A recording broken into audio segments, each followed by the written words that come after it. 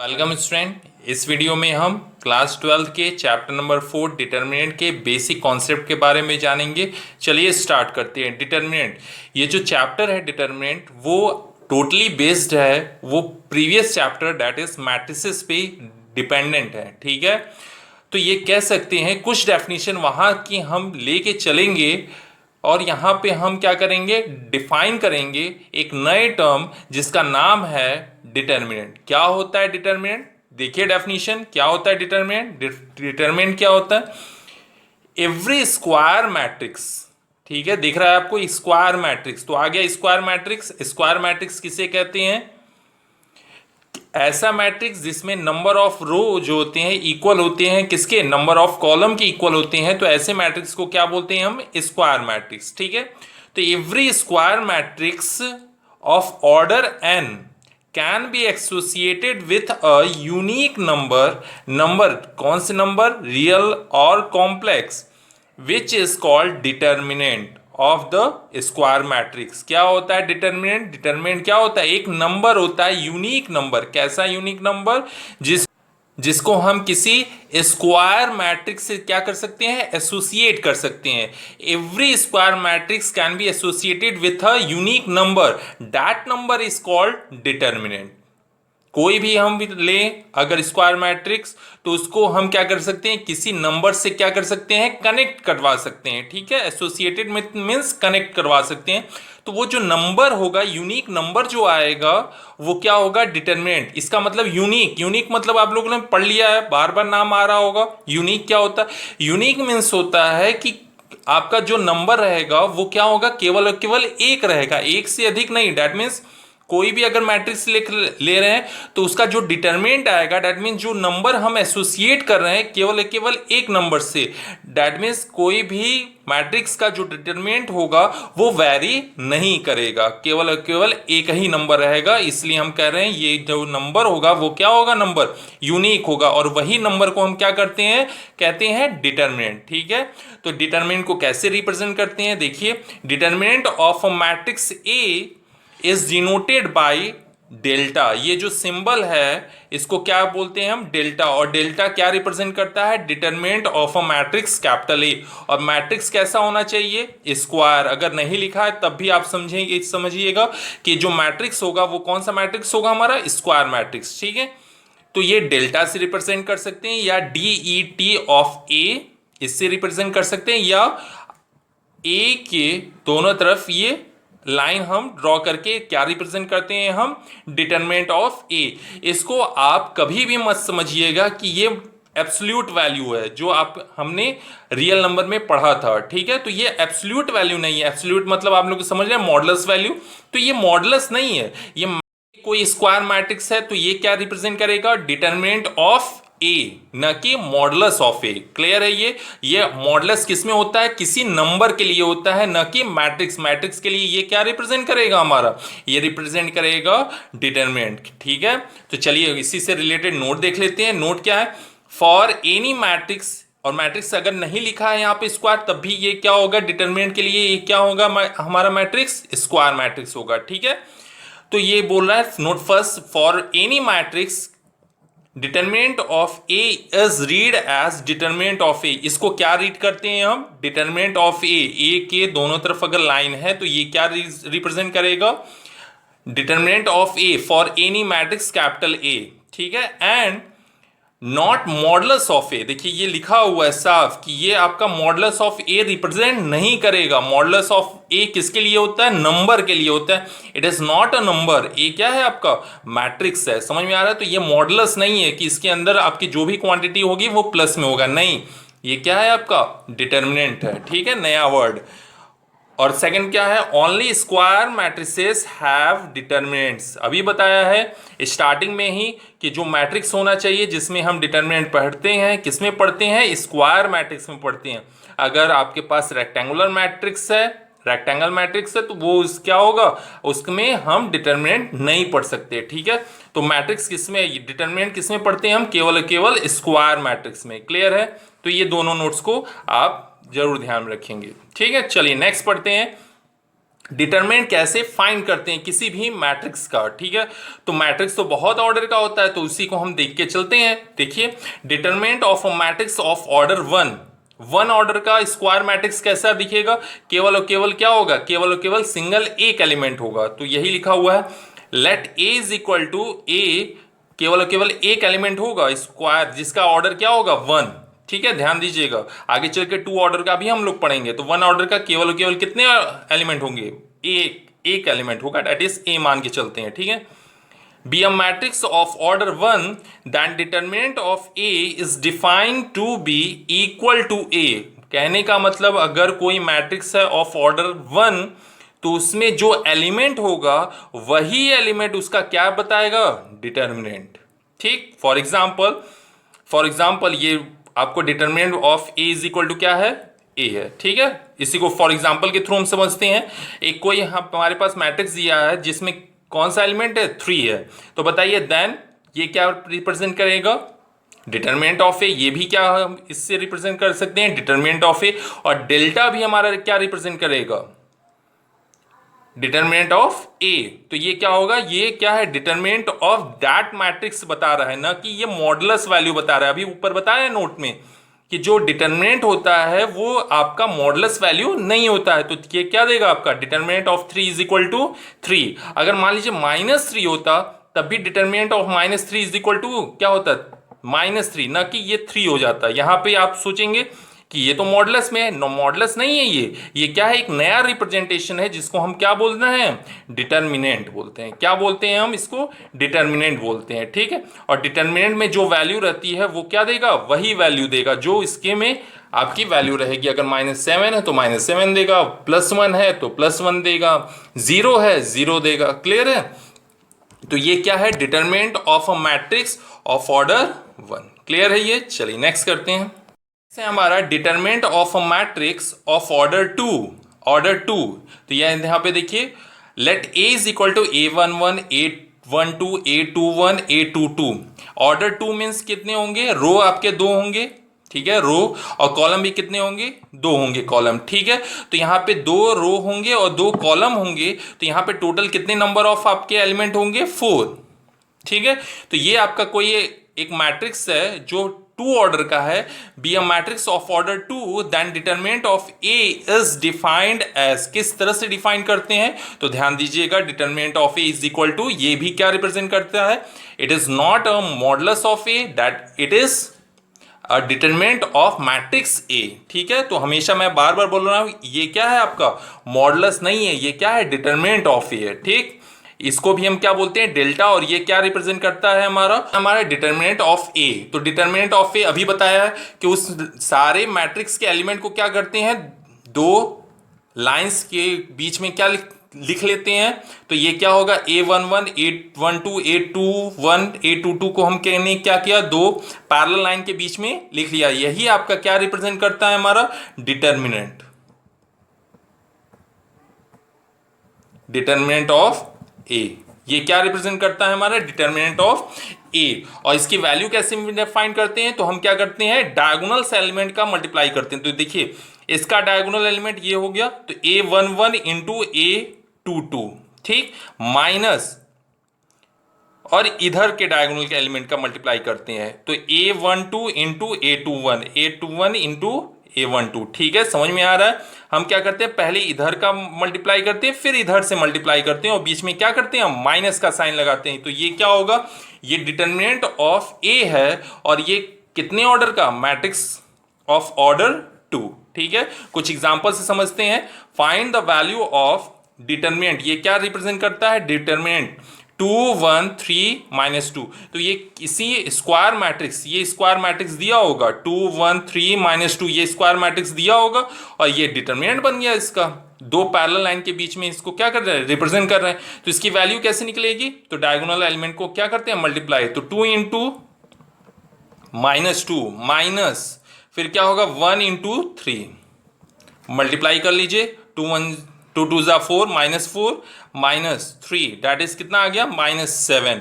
तो ये आपकी क्या है, -7 क्या है आपका, determinant of this given matrix, अगर ये मैट्रिक्स दिया रहेगा तो इसका मैट्रिक्स का ये क्या है, डिटरमिनेंट है, या ये इसकी क्या है, वैल्यू है। ठीक है, evaluate determinant of x, x plus one, x minus one, x.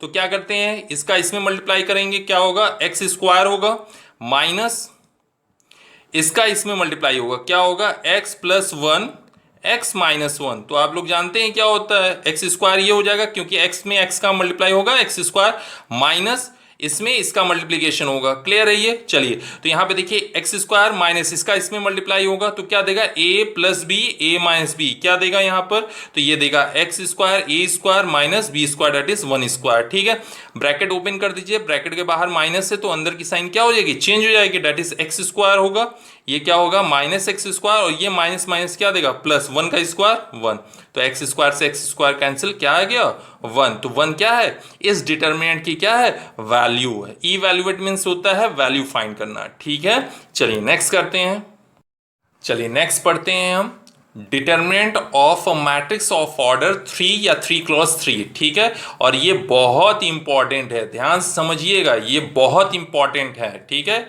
आपको इसी ऑर्डर का आपको पढ़ना है 3 क्रॉस 3 का। ठीक है, 2 क्रॉस 2 और 1 ऑर्डर का तो आपको बहुत ही ईजी लगेगा, लेकिन 3 ऑर्डर का आप ध्यान से इसका थ्योरेटिकल पार्ट समझिएगा। ठीक है, कैसे हम फाइंड करते हैं। ठीक, चलिए 3 क्रॉस 3 का स्टार्ट करते हैं। Determinant of a matrix of order 3 can be determined by expressing it in the terms of second order determinants। कहने का मतलब है determinant of a matrix of order 3 order का जो भी डिटरमिनेंट है उसको रिप्रेजेंट कर सकते हैं या एक्सप्रेस कर सकते हैं in terms of second order determinant. इसका मतलब है कि 3 ऑर्डर को हमको जानने से पहले सेकेंड ऑर्डर का हमको जानना बहुत जरूरी था, इसीलिए हमने सेकेंड ऑर्डर का जान लिया। ठीक है, तो and this is known as expansion of determinant along a row और अ कॉलम। कहने का मतलब है कि जो भी हम सेकेंड ऑर्डर के डिटरमिनेंट में जो भी एक्सपेंड करते हैं या एक्सपेंशन लिखते हैं वो किसके अलोंग होना चाहिए, वो रो के अलोंग होगा या तो क्या होगा, कॉलम के अलोंग होगा। इसका मतलब ये नहीं है कि आपका क्या होगा, रो और कॉलम दोनों एक साथ होगा, नहीं, आपको या तो रो के अलोंग एक्सपेंशन करना है या तो किसके अलोंग, कॉलम के अलोंग। ठीक है, एंड नेक्स्ट क्या है, there are 6 ways of expanding a determinant of order 3 corresponding to each of 3 rows R1, R2, R3 and 3 columns C1, C2, C3 given the same value as shown below। हम अभी find करेंगे, लेकिन जो ऊपर लिखा हुआ है उसको समझते हैं। क्या लिखा हुआ है कि जो हमने ऊपर डेफिनेशन को देखा कि जो भी हम डिटरमिनेंट फाइंड करते हैं वो किसके टर्म में फाइंड करते हैं, हम सेकेंड ऑर्डर के डिटरमिनेंट पे हम क्या कर सकते हैं, एक्सपेंड कर सकते हैं, एक्सपेंशन फाइंड करते हैं, और वो किसके अलोंग होगा, रो के अलोंग हो सकता है या तो किसके अलोंग होगा, कॉलम के अलोंग, दोनों के अलोंग नहीं होगा, या तो रो के लेके चलेंगे या तो कॉलम लेके चलेंगे। तो आपको पता है कि अगर 3 क्रॉस 3 अगर है तो बताइए कितने रो होंगे, इसमें 3 रो होंगे। तो यही बोल रहा है कि जो एक्सपेंशन होगा उसमें क्या होगा, या तो 3 रोज के अलोंग हम कर सकते हैं R1, R2, R3, या उसको एक्सपेंशन को हम किसके अलोंग कर सकते हैं, इसमें कितने कॉलम होगा, जाहिर सी बात है स्क्वायर मैट्रिक्स है तो नंबर ऑफ रो जितने होंगे नंबर ऑफ कॉलम भी उतने ही होंगे। तो नंबर ऑफ रो कितने हैं, 3, तो नंबर ऑफ कॉलम भी क्या होगा, 3। तो 3 एक्सपेंशन हम रो के अलोंग कर सकते हैं और 3 एक्सपेंशन किसके अलोंग कर सकते हैं, कॉलम के अलोंग कर सकते हैं। तो हम उसको हम देखेंगे कि कैसे हम इसको एक्सपेंड करते हैं और कैसे उसकी वैल्यू हम क्या करते हैं, फाइंड करते हैं। तो consider a matrix A of Aij 3 cross 3। ये कितने ऑर्डर का है, 3 क्रॉस 3 मैट्रिक्स है आपका ऑर्डर का। ठीक है, देन डिटरमिनेंट ऑफ ए किस तरह से लिख सकते हैं, डिटरमिनेंट ऑफ ए को क्या कर सकते हैं, 2 पैरेलल लाइन के बीच में हम लिखते हैं। ठीक है, तो 2 पैरेलल लाइन के बीच में हमने क्या किया, मैट्रिक्स के सारे एलिमेंट को लिख दिया। तो कितने एलिमेंट होंगे, A11, A12, A13, A21, A22, A23, A31, A32, A33। तो ये क्या है, आपका डिटरमिनेंट है, किसका डिटरमिनेंट है, of matrix A of order 3। Clear है ये। चलिए इसका एक्सपेंशन देखते हैं, ध्यान से देखिएगा। इसका एक्सपेंशन अभी बताया गया है, किसके अलोंग कर सकते हैं, या तो रो के अलोंग कर सकते हैं, या तो किसके अलोंग कर सकते हैं, कॉलम के अलोंग। और कितने रो के अलोंग कितने हम तरीके से कर सकते हैं, 3 टाइप से हम रो के अलोंग कर सकते हैं, 3 टाइप से हम किसके अलोंग कर सकते हैं, कॉलम के अलोंग। दैट इज टोटल कितने हैं आपके वे, 6 वे हैं। ठीक है, चलिए पहला हम देखते हैं, रो के अलोंग करते हैं। तो ध्यान से देखिए, मैं फर्स्ट रो के अलोंग कर रहा हूं, फर्स्ट रो। ठीक है, ये है R1, ये है R2, ये है R3। तो मैं R1 के अलोंग कर रहा हूं, अलोंग R1। ठीक है, तो R1 के अलोंग करने पर जो वैल्यू आएगी वो कैसे हम वैल्यू फाइंड करते हैं, तो determinant of A is equal to, हम क्या करते हैं, पहले -1 लिख देते हैं। ठीक है, -1 की पावर हम क्या करते हैं, जो भी एलिमेंट लिखा है, जैसे फर्स्ट रो है अलोंग फर्स्ट रो, तो हम क्या करते हैं, फर्स्ट रो का पहला वाला एलिमेंट लिख लेते हैं, दैट इज A11। ठीक है, और A11 में देखिए कोफिशिएंट कितना है, ये सफिक्स इसको बोलते हैं। तो सफिक्स कितना है, A11 में 1 और 1 है, तो यहां पे क्या होगा, 1 + 1। कहने का मतलब है, सीधा से समझिए कि जो भी हम एलिमेंट यहां पे लिख रहे हैं उसके सफिक्स को हम क्या करते हैं, प्लस करके -1 के ऊपर पावर में लिखते हैं। ठीक है, उसके बाद क्या करते हैं, एक डिटरमिनेंट बनाते हैं। और डिटरमिनेंट में कितने ऑर्डर का, अभी बताया गया है कि जो हमारे 3 ऑर्डर का जो होगा डिटरमिनेंट, उसको एक्सपेंड करना है किसके टर्म में, डिटरमिनेंट ऑफ ऑर्डर 2। तो यहां पे देखिए क्या करना है कि हम कैसे 2 ऑर्डर का, कौन सा 2 ऑर्डर लेंगे। तो याद रखिए कि अगर हम अलोंग R1 कर रहे हैं तो R1 और C1 को हम क्रॉस कर देते हैं। ठीक, deleting the R1 and C1। कौन से आपके 4 एलिमेंट बचे, तो देखिए ये वाले 4 एलिमेंट बचेंगे। कौन कौन से, तो उसको लिख लीजिए, A22, A23, A32 और A33। समझ में आ रहा है। तो आपको क्या करना है, उस रो को और उसके कॉलम को हम क्या करते हैं, डिलीट करते हैं। उसके बाद जो बचता है उसको हम लिख लेते हैं। लेकिन अब ये देखिए, ध्यान से देखिए, ये किसके अलोंग चल रहा है, R1 के। तो R1 में दूसरा एलिमेंट कौन सा है, A12। तो लिख लेते हैं A12। फिर अभी बताया है कि -1 की पावर करेंगे, कितनी पावर करेंगे, जितना सफिक्स में है। सफिक्स में क्या है, 1 और 2, तो इसको ऐड कर लेते हैं, 1 + 2। ठीक, तो यहां पे हो गया प्लस। अब क्या करेंगे, हम डिलीट करेंगे, कौन कौन सा हम रो कॉलम डिलीट करेंगे। तो रो तो हमारा R1 ही रहेगा, लेकिन इस बार कौन सा कॉलम रहेगा, सेकेंड कॉलम को डिलीट करेंगे। तो अगर सेकेंड कॉलम को डिलीट करेंगे तो क्या बचेगा, यहां पे फर्स्ट रो और सेकेंड कॉलम को डिलीट करेंगे तो ये वाले, ये 2 इधर के बचेंगे और 2 इधर के एलिमेंट बचेंगे। उनको लिख लीजिए, A21, A23, A31, A33। समझ में आ रहा है। चलिए फिर से अब समझते हैं। नेक्स्ट क्या है हमारा, नेक्स्ट हमारा है प्लस। नेक्स्ट हमारा R1 के अलोंग कर रहे हैं, तो R1 में थर्ड एलिमेंट कौन सा है हमारा, A13। तो क्या होगा, A13 और -1 के पावर, इसका सफिक्स क्या है, 1 और 3, तो 1 + 3 कर देंगे। ठीक है, अब इसके बाद करेंगे 2 ऑर्डर का क्या लिखेंगे हम, सेकेंड ऑर्डर का क्या लिखेंगे हम, डिटरमिनेंट। कौन सा determinant, by deleting the first row and third column. First row और थर्ड कॉलम का डिलीट कर देने पर कौन कौन से एलिमेंट बचेंगे, देखिए इधर के 2 एलिमेंट बचेंगे और ये 2 एलिमेंट बचेंगे, क्योंकि ये डिलीट हो जाएगा, ये डिलीट होगा, फर्स्ट रो और थर्ड कॉलम डिलीट होगा। तो कितने एलिमेंट बनेंगे आपके, 1 2 3 4। इसको लिख लीजिए, तो आएगा A21, A22, A31, A32। Clear हो गया। तो यही जो आपका आएगा टोटल, इसको सॉल्व को आप कर लेंगे आसानी से। कैसे, -1 की पावर ऐड करके हम लिख सकते हैं। 2 ऑर्डर का कैसे मल्टीप्लाई करते हैं, डायगोनल मल्टीप्लाई करते हैं। इसका इसमें होगा माइनस, इसका इसमें होगा, इधर भी मल्टीप्लाई कर देंगे, इसका इसमें होगा, इसका इसमें हो जाएगा। ठीक, इसका इसमें कर देंगे और इसका डायगोनल का माइनस के साथ मल्टीप्लाई करके हम सब्ट्रैक्ट कर देंगे। ठीक है, तो कहने का मतलब है कि हम थर्ड ऑर्डर का जो भी आपका डिटरमिनेंट होता है उसको एक्सप्रेस करते हैं इन सेकेंड ऑर्डर डिटरमिनेंट में, ठीक है, और इसको सॉल्व करके इसकी वैल्यू हम फाइंड कर सकते हैं, ठीक है। दूसरी बात ये रही, क्या हम एलोंग R1 के तरह अगर R2 के एलोंग अगर निकालें तो क्या वैल्यू सेम आती है, चेक करते हैं, ठीक है। तो उसको हम एग्जाम्पल के तौर पे हम लेके चलेंगे, ठीक है। तो देखिएगा, चलिए कंसीडर कर लिया है हमने example. Consider A is equal to matrix 1 2 3 0 1 2 1 0 2।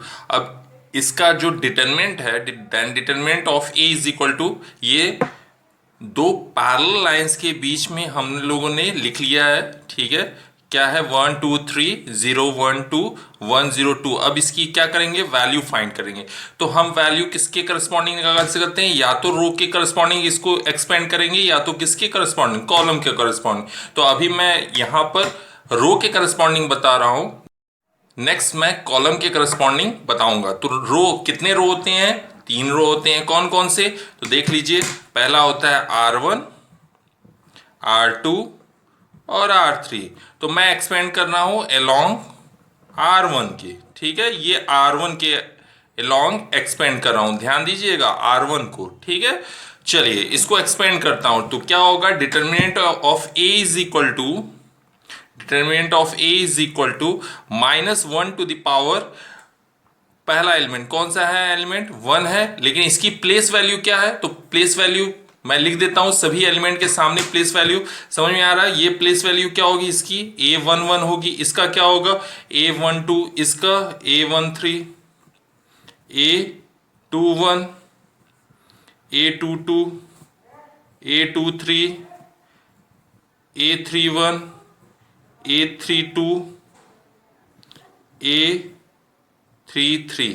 Clear है ये। चलिए, तो हमको प्लेस वैल्यू चाहिए इस फर्स्ट एलिमेंट का, ठीक है। तो फर्स्ट एलिमेंट का प्लेस वैल्यू क्या है, तो ये है A11, तो सफिक्स में क्या है 1 1, तो हम क्या करेंगे, -1 की पावर को में क्या लिखेंगे, 1 + 1 इनटू फर्स्ट एलिमेंट, ठीक है, फर्स्ट एलिमेंट। अब क्या करेंगे, इस रो को और इस एलिमेंट के करस्पॉन्डिंग कॉलम को हम क्या करेंगे, डिलीट कर देंगे, ठीक है। ध्यान से सुनिएगा क्या मैं बोल रहा हूं, मैं क्या करूंगा, इस पूरे रो को और इस एलिमेंट के करस्पॉन्डिंग कॉलम को क्या कर दूंगा, डिलीट कर दूंगा। तो क्या बचेगा हमारे पास 1 2 0 2, ये क्या रिप्रेजेंट करेगा, ये हमारा सेकेंड ऑर्डर का डिटरमिनेंट रिप्रेजेंट करेगा, ठीक है। अब चलिए नेक्स्ट करते हैं, प्लस -1 की पावर, नेक्स्ट एलिमेंट क्या है 2, लेकिन -1 की पावर में क्या लिखेंगे, इसकी प्लेस वैल्यू में जो सफिक्स है उसका सम, तो इसके देखिए 2 है, तो बताइए 2 के प्लेस वैल्यू कौन सी होती है, A12, और इसका क्या है सफिक्स 1 2, तो यहां पे क्या करेंगे, -1 की पावर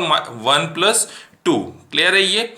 और डिटरमिनेंट, अब कौन सा सेकेंड ऑर्डर का डिटरमिनेंट लिखना है, लेकिन कौन सा कैसे लिखना है, कौन कौन से एलिमेंट आएंगे, तो ध्यान दीजिएगा, मैं क्या करूंगा, इस पहले जो जिस रो के करस्पॉन्डिंग मैं इसको एक्सपेंड कर रहा हूं उसको डिलीट कर रहूंगा, और यहां पे कौन सा एलिमेंट लिया है मैंने 2, मतलब सेकेंड एलिमेंट, तो यहां पे सेकेंड एलिमेंट के करस्पॉन्डिंग जो कॉलम है उसको डिलीट करूंगा, ठीक है। तो क्या बचेगा, इधर से ये बचेगा 0, ये बचेगा 1, और ये बचेगा 2, ये बचेगा 2, तो क्या होगा 0 2 0 2 1 2।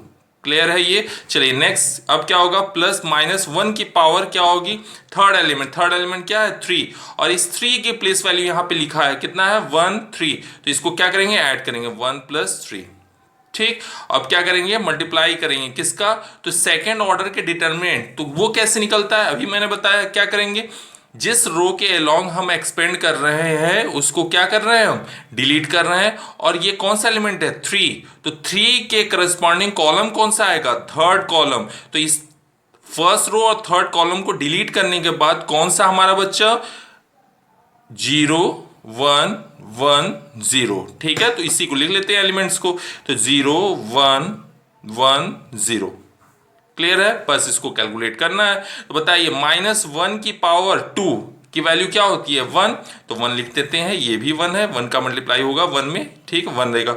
अब क्रॉस मल्टीप्लिकेशन कीजिए, क्योंकि सेकंड ऑर्डर का डिटरमिनेंट कैसे सॉल्व करते हैं, क्रॉस मल्टीप्लिकेशन, 1 का 2 में मल्टीप्लाई करेंगे 2 -2 × 0 0 हो गया, फिर क्या होगा, प्लस -1 -1 की पावर 3, -1 की पावर 3 क्या देता है -1, और यहाँ पे 2 होगा, मल्टीप्लाई होगा, इसका हम इसको सॉल्व कर लें, 0 का क्रॉस मल्टीप्लिकेशन करें, 0 2 0 -2 इंटू 1 2, क्लियर है ये, प्लस -1 की पावर 4 तो प्लस ही देगा, डेट इज 3, सिर्फ केवल हम लिख दें, 0 का 0 मल्टीप्लाई होगा 0, -1 का 1 में होगा 1, क्लियर है। अब इसको सॉल्व कर लेते हैं, 2 - 0 2 इंटू 1 क्या देगा 2, ठीक है।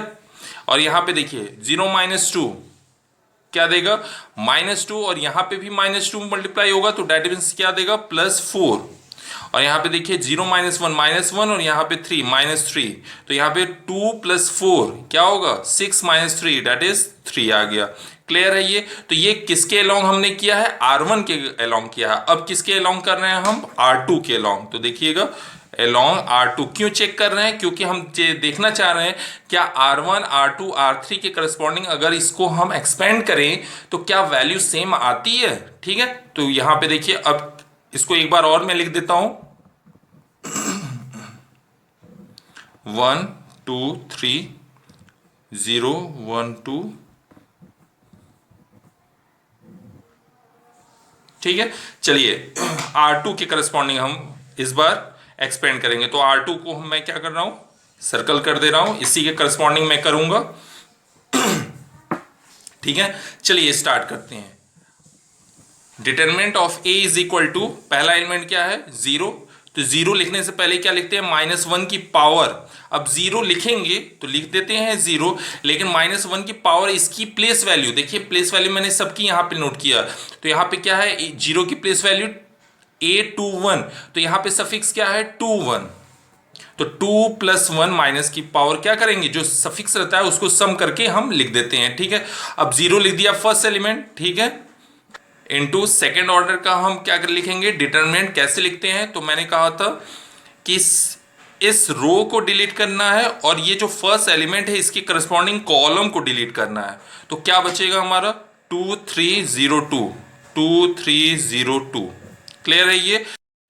चलिए नेक्स्ट एलिमेंट के लिए करते हैं, क्या होगा +-1 की पावर, ठीक है, -1 1, तो 1 तो होगा ही, मल्टीप्लाई होगा, लेकिन -1 की पावर इसकी प्लेस वैल्यू क्या होती है, तो ये क्या है A22 वाला है एलिमेंट है, 1 कौन सा एलिमेंट है A22 वाला, तो इसकी सफिक्स कौन सी है 22, तो ये क्या करेंगे -1 की पावर क्या लिख देंगे 2 + 2, क्लियर हो रहा है कैसे -1 की पावर लिख रहे हैं, ठीक है। तो ये -1 की पावर 2 + 2 हो गया, इंटू 1 हो जाएगा। अब क्या करेंगे सेकेंड ऑर्डर का डिटरमिनेंट बनाएंगे, कैसे बनाते हैं, इसमें कौन कौन से एलिमेंट आएंगे, तो ये जिसके अलोंग हम एक्सपेंड करते हैं वो, और ये यहाँ पे जो एलिमेंट लिखा है, कौन सा एलिमेंट लिखा है सेकंड एलिमेंट दैट इज 1, तो इसके करस्पॉन्डिंग जो कॉलम होता है उसको डिलीट कर देते हैं, तो कौन सा एलिमेंट बचेगा ये, क्योंकि ये सेकेंड रो और सेकेंड कॉलम को हमने क्या किया डिलीट कर दिया, तो क्या बचा आपका 1 3 1 2 1 3 1 2, देखिए सेकेंड ऑर्डर का बचा, प्लस -1 की पावर थर्ड एलिमेंट क्या है 2, और ये 2 की प्लेस वैल्यू क्या है A23, और 2 3 मीन्स क्या होता है, हम क्या करेंगे जो सफिक्स है 2 3 को ऐड करते हुए वो लिख देंगे -1 की पावर, -1 की पावर 2 3, ठीक है 2 + 3। अब क्या बताएंगे डिटरमिनेंट बनाएंगे, अब कितने ऑर्डर का लिखेंगे, सेकेंड ऑर्डर का लिखेंगे डिटरमिनेंट, कौन सा होगा सेकेंड ऑर्डर में, कौन कौन से एलिमेंट इसमें लिखेंगे, तो इसके करस्पॉन्डिंग में सेकेंड रो को और ये थर्ड एलिमेंट के करस्पॉन्डिंग कॉलम को क्या करूंगा डिलीट करूंगा, कौन कौन से एलिमेंट बचेगा, तो ये देखिए ध्यान से, इसको और इसको डिलीट करूंगा, क्या बचेगा 1 2 1 0, ठीक है 1 2 1 0, क्लियर है ये। बस इसको सॉल्व कर लीजिए, बताइए -1 की पावर क्या होगा 3, -1 की पावर 3 क्या होता है -1 इंटू 0, अब देखिए यहाँ पे 0 आ गया, इसका मतलब यहाँ पे कुछ भी आए वैल्यू क्या आएगी 0 ही आएगी, ठीक है, तब भी मैं लिख दे रहा हूँ 2 2 = 4 माइनस क्रॉस मल्टीप्लिकेशन 0 प्लस -1 की पावर 4 प्लस होगा, यहाँ पे क्या है 1 है, क्रॉस मल्टीप्लिकेशन कर दीजिए क्योंकि सेकेंड ऑर्डर का मैं ऐसे ही निकालता हूँ, 1 इंटू 2 2 माइनस 3 इंटू 1 3, यहाँ पे क्या है प्लस -1 की पावर 5, तो -1 की पावर 5 क्या होता है, -1 इंटू 2, क्रॉस मल्टीप्लिकेशन कर दीजिए, 1 इंटू 0 0, -2 इंटू 1 2।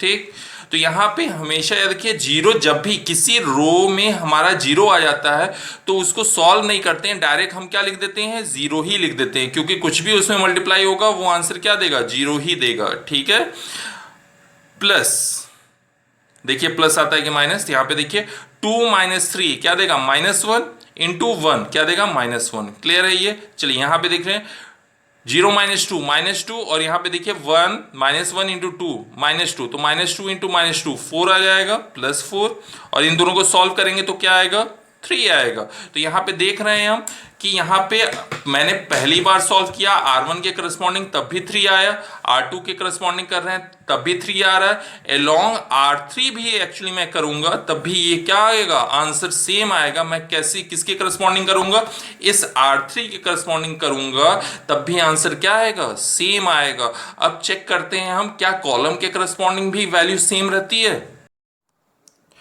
नेक्स्ट देखते हैं, कंसीडर वही मैट्रिक्स मैंने ले लिया है, लेकिन इस बार मैं क्या करूंगा, कॉलम के अलोंग एक्सपेंड करूंगा। ठीक है, पिछला हमने देखा था रो के अलोंग, R1 R2 R3 का भी वैसे ही सेम था।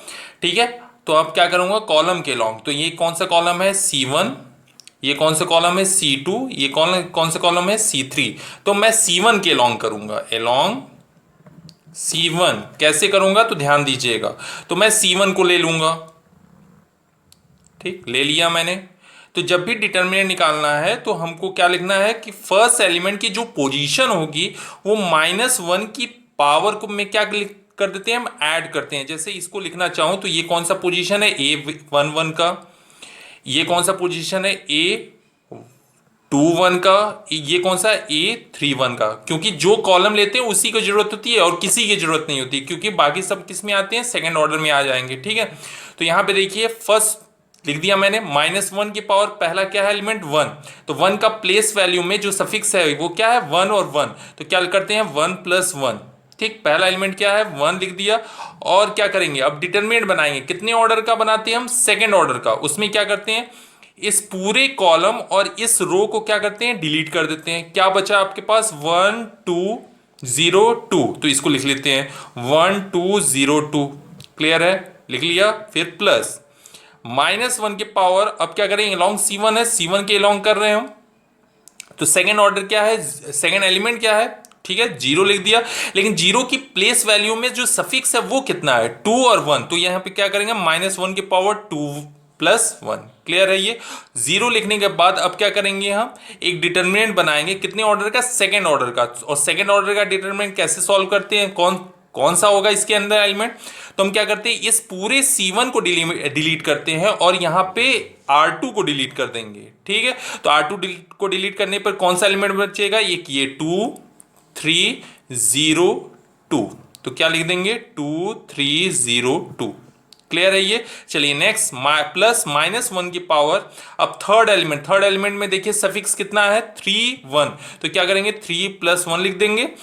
थर्ड एलिमेंट क्या है, C1 का 1, और क्या करते हैं, अब सेकेंड ऑर्डर का डिटरमिनेंट लिखते हैं। कैसे लिखते हैं, तो ये C1 और R3 को डिलीट करेंगे, तो ये C1 और R3 को डिलीट करने पर कौन सा एलिमेंट बचा है, 2 3 1 2, तो लिख लेते हैं 2 3 1 2। क्लियर है ये। ठीक है, इसको सॉल्व करते हैं, तो -1 की पावर 2 कितना आएगा, जाहिर सी बात है कितना आएगा, 1 आएगा, तो लिखते नहीं है, सिर्फ 1 लिख देते हैं। ठीक है, और यहां पे देखिए bracket in bracket cross multiplication करें, सेकंड ऑर्डर को जैसे सॉल्व करते हैं, 1 में 2 का मल्टीप्लाई करेंगे 2, -2 में 0 का 0। क्लियर है ये। प्लस यहां पे देखिए -1 की पावर 3, तो क्या आएगा, -1 0। ठीक है, और क्रॉस मल्टीप्लिकेशन कीजिए, 2 का 2 में होगा 4, -3 का 0 में होगा 0, प्लस -1 की पावर कितनी आएगी, 4, और -1 की पावर 4 क्या होती है, 1। ठीक है, तो 1 लिख लेते हैं क्योंकि यहां पे भी 1 है। ठीक, ब्रैकेट में 2 का 2 में मल्टीप्लाई करेंगे 4, -3 का 3 1 में करेंगे तो क्या आएगा 3। अब इसको सॉल्व कर देते हैं, 2 - 0 2 × 1 क्या आएगा 2 आएगा। और यहाँ पे देखिए 0 लिखा है और 0 का किसी भी नंबर में मल्टीप्लाई करने पे क्या देगा 0, तो प्लस 0 कर देते हैं। ठीक, प्लस 4 माइनस 3 क्या आएगा 1, और 1 में मल्टीप्लाई होगा 1 का 1, तो क्या आएगा टोटल आंसर क्या आएगा 3। यही तो आ रहा था पीछे जब भी हम किसके लॉन्ग कर रहे थे R1 और R2 के लॉन्ग भी किया तो आंसर क्या आया 3 आया। तो C1 के भी लॉन्ग कर रहे हैं तो आंसर क्या आ रहा है 3 ही आ रहा है। इसका मतलब है कि हम रो के लॉन्ग निकाले या कॉलम के लॉन्ग निकाले हमारा आंसर क्या आएगा सेम आएगा। तो हम एक और निकाल लेते हैं अलोंग C2। ठीक है, तो मैट्रिक्स मैं फिर से लिख दे रहा हूं। चलिए C2 के अलोंग सॉल्व करते हैं। तो डिटरमिनेंट ऑफ ए जो होगा वो किसके इक्वल होगा, तो हम क्या करते हैं C2 के अलोंग कर रहे हैं, अलोंग C2, तो C2 यही है हमारा। ठीक है, तो पहला एलिमेंट क्या है 2, तो पहला एलिमेंट लिखने से पहले हम क्या लिखते हैं -1 की पावर। अब इसकी प्लेस वैल्यू कितनी है, प्लेस वैल्यू मतलब ये कौन से प्लेस पे आ रहा है हमारा 1 2 A12, तो इसका सफिक्स क्या है 1 2, तो क्या करते हैं 1 + 2 कर देते हैं। क्लियर है ये। और फिर क्या है एलिमेंट का पहला एलिमेंट लिख देते हैं 2। फिर क्या करते हैं एक सेकंड ऑर्डर का डिटरमिनेंट बनाएंगे। सेकंड ऑर्डर का डिटरमिनेंट कैसे कौन सा लिखते हैं, तो हम क्या करते हैं इस सेकंड कॉलम में ये जो एलिमेंट आ रहा है किस रो में आ रहा है फर्स्ट रो में, तो फर्स्ट रो को डिलीट कर देते हैं। क्या बचा हमारा 0 2 1 2, तो ये लिख लेते हैं 0 2 1 2। क्लियर है, बहुत ही सिंपल है। फिर क्या करते हैं प्लस -1 की पावर। सेकंड एलिमेंट क्या है, सेकंड एलिमेंट C2 का सेकंड एलिमेंट क्या है 1, तो 1 लिख देते हैं। लेकिन इसकी प्लेस वैल्यू कौन सी है, प्लेस वैल्यू कौन सी है इसकी A22, तो सफिक्स में क्या लिखा है 2 2, तो -1 की पावर 2 + 2 कर दिया और एक डिटरमिनेंट बना दिया। कितने ऑर्डर का, सेकंड ऑर्डर। कैसे होगा, कौन सा होगा, उसको हम क्या करते हैं कि इस C2 को डिलीट करेंगे और इस एलिमेंट के करस्पॉन्डिंग जो रो आ रहा है, कौन सा रो आ रहा है हमारा सेकंड रो, तो कौन से एलिमेंट बचे हैं हमारे 1 3 1 2, तो इसी को लिख लेते हैं 1 3 1 2। क्लियर है, प्लस -1 की पावर। अब थर्ड एलिमेंट क्या है 0। ठीक है, तो 0 लिख देते हैं, लेकिन इसकी प्लेस वैल्यू क्या है A32, तो A32 में सफिक्स क्या है 32, तो 3 प्लस क्या करते हैं 2। डिटरमिनेंट बनाएंगे कौन से ऑर्डर का, सेकेंड ऑर्डर का। कौन सा होगा इस पूरे कॉलम और इस 0 के करस्पॉन्डिंग जो रो होगा, ये रो आपका थर्ड रो है, तो कौन सा एलिमेंट बचा 1 0 1 0 लिख दिया और इधर 3 2, बस हो गया। सॉल्व कर लीजिए, तो क्या आएगा -1 की पावर 3, क्या आएगा -2, क्योंकि ये 2 आएगा। ठीक है, अब क्या करेंगे ब्रैकेट में क्रॉस मल्टीप्लिकेशन, 0 में 2 का 0, -2 में 1 का मल्टीप्लाई करेंगे तो 2 आएगा। क्लियर है, प्लस -1 की पावर 4 + 1 हो जाएगा, तो ये आएगा +1 इन ब्रैकेट, 2 का मल्टीप्लाई होगा 2, -3 का 1 में होगा 3 आएगा। ठीक, प्लस -1 की पावर 5, तो -1 ही होगा। और लेकिन यहाँ पे 0 है, तो इसमें किसी से भी मल्टीप्लाई करें हम तो क्या देगा 0 ही देगा। ठीक है, तो इस पर ध्यान दीजिएगा।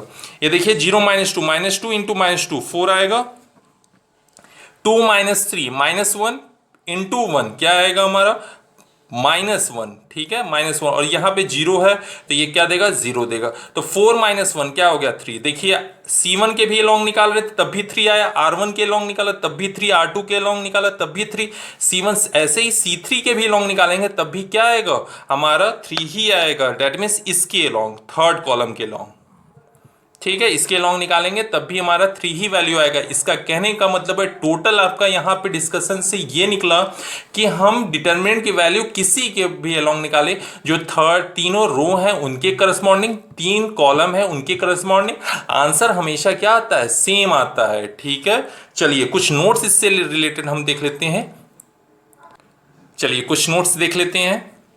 पहला नोट है expanding a determinant along any row or column gives the same value। अभी हमने देखा कोई भी रो, कितने रो होते हैं 3 रो, 3 क्रॉस 3 में 3 रो होते हैं, 3 कॉलम होते हैं। ठीक है, तो हम किसी भी रो के अलॉन्ग अगर हम डिटरमिनेंट को एक्सपेंड कर रहे हैं तो आंसर जो वैल्यू डिटरमिनेंट की जो वैल्यू आएगी वो क्या आएगी हमारी सेम आएगी। ठीक है, तो ये आपका नोट समझ में आ रहा है। सेकंड नोट क्या है ध्यान दीजिएगा, for easier calculation we shall expand the determinant along that row or column which contains maximum number of zeros. कहने का मतलब है अभी हमने देखा कि एक कॉलम में या एक रो में आपका देख रहे थे जीरो आया था, ठीक है। जैसे कि हमारे पास ये था मैट्रिक्स 1 2 3 0 1 2 0 सॉरी 1 0 2 ये मैट्रिक्स था। तो यहां पे देख रहे थे जीरो के अगर एलोंग हम क्या कर रहे थे, एक्सपेंड कर रहे थे, तो जीरो के साथ किसी भी नंबर का मल्टीप्लिकेशन हो रहा था तो क्या दे रहा था, जीरो, ठीक है। तो हम उस रो के या उस कॉलम के करस्पॉन्डिंग हम एक्सपेंशन करेंगे जिसमें क्या होता है, मैक्सिमम नंबर ऑफ जीरो आ गया। अगर मान लीजिए यहां पे भी जीरो हो जाता तो क्या करते कि ये इसी के अलोंग क्या करते, हम एक्सपेंड कर देते। ये जो पहला जो कॉलम है बस इसी के करस्पॉन्डिंग हम क्या करते, एक्सपेंड कर देते, आंसर आ जाता। क्यों, क्योंकि इसका दूसरा और तीसरा एलिमेंट क्या था हमारा, क्या है हमारा, जीरो है। इसीलिए हम कह सकते हैं कि हम फॉर इजियर कैलकुलेशन हम क्या करते, इसको एक्सपेंड करेंगे कौन से रो और कौन से कॉलम के अलोंग, जिसमें मैक्सिमम नंबर ऑफ क्या होंगे, जीरो होंगे। अगर जीरो आपको मैक्सिमम नंबर ऑफ जीरोस दिख रहे हैं तो हम उसी के अलोंग क्या करेंगे, एक्सपेंड करेंगे, ठीक है। चलिए उसको हम एग्जांपल है या एक्सरसाइज में हम इसको देखेंगे, ठीक है। चलिए थर्ड क्या है, एक मैट्रिक्स मैंने कंसीडर किया है, ठीक है। मैट्रिक्स का डिटरमिनेंट है ये, डिटरमिनेंट ऑफ ए, दो पैरेलल लाइंस के बीच में एलिमेंट्स लिखे हुए हैं A11 A12 A13 A21 A22 A23 A31 A32 A33, ठीक है। और मैं बार बार यहां पे बोल रहा था कि पहला एलिमेंट लिख रहा हूं A1 तो यहां पे क्या होगा, -1 की पावर 1 + 1 लिखूं, फिर इसका सेकेंड ऑर्डर का करूं, तो ये वाला जो साइन है इसको मैं डायरेक्ट लिख सकता हूं। कैसे लिख सकता हूं, तो ध्यान से समझिएगा। पहला यहां पे प्लस होता है, फिर अल्टरनेट करके माइनस प्लस चलता है, तो ये हो गया प्लस, ये हो गया माइनस, ये हो गया प्लस। मतलब अगर हम R1 के करस्पॉन्डिंग या फर्स्ट रो के करस्पॉन्डिंग अगर एक्सपेंशन कर रहे हैं तो हम A11 की साइन क्या रखेंगे, पॉजिटिव, A12 की साइन क्या रखेंगे, निगेटिव, A13 की साइन क्या रखेंगे, पॉजिटिव। तो ये -1 की पावर वाला आपका जो भी कॉन्सेप्ट है ये खत्म हो गया अब, ठीक है। अगला क्वेश्चन में जब भी करवाऊंगा तो डायरेक्ट प्लस माइनस लेके चलूंगा, और कहां से आया इस वीडियो में आप देख लीजिएगा कहां से आता है, ठीक है। तो देखिएगा अगर मैं कॉलम के करस्पॉन्डिंग कर रहा हूं फर्स्ट, तो पहला क्या होगा प्लस, दूसरा एलिमेंट के साथ क्या होगा माइनस, थर्ड क्या होगा प्लस, ठीक है। अगर मैं C2 करस्पॉन्डिंग C2 के करस्पॉन्डिंग एक्सपेंड कर रहा हूं तो पहला एलिमेंट देखिए क्या होता है माइनस, दूसरा एलिमेंट क्या होगा प्लस, थर्ड एलिमेंट क्या होगा माइनस। समझ में आ रहा है कैसे लिखते हैं, माइनस ऑफ A12 फिर सेकेंड ऑर्डर का, ठीक, प्लस A22 फिर सेकेंड ऑर्डर का। समझ में आ रहा है। तो ऐसे ही जिस के करस्पॉन्डिंग हम एक्सपेंड कर रहे हैं तो उसका साइन पहले लिख के हम उसको क्या कर देंगे, इजिली एक्सपेंड कर देंगे, ठीक है। ये 3 नोट आपके इसमें इंपॉर्टेंट है। अगर इस वीडियो में आपको और दिक्कत होगी तो कमेंट बॉक्स में जरूर रिप्लाई करें, मैं उसका आंसर जरूर दूंगा। Thank you.